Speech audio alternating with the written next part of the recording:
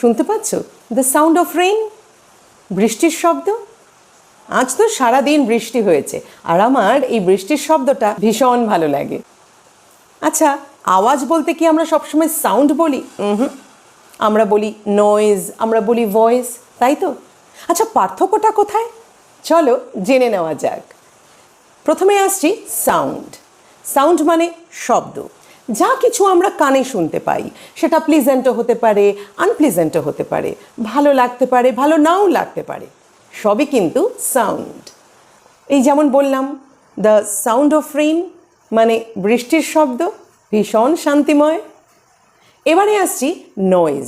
Noise হলো কোলাহল, সমস্ত রকমের আনপ্লিজেন্ট বা আনওয়ান্টেড সাউন্ড যা আমাদের বিরক্ত করে। যেমন দ্য নয়েজ অফ ট্রাফিক, ট্রাফিকের কোলাহল পড়াশোনায় বড্ড অসুবিধে করে। আর শেষটা হলো ভয়েস। ভয়েস হলো কণ্ঠস্বর, মানুষের মুখ থেকে বের হওয়া আওয়াজ, বিশেষ করে যখন কেউ কথা বলে বা গান গায়। ভয়েস যেমন হার ভয়েস, তার কণ্ঠস্বর ভারী মিষ্টি। এবার তোমাদের কাছে আমার একটা প্রশ্ন। In the meeting he raised his dash two attract everyone's attention. Noise, voice, or sound? Share your answer in the comments.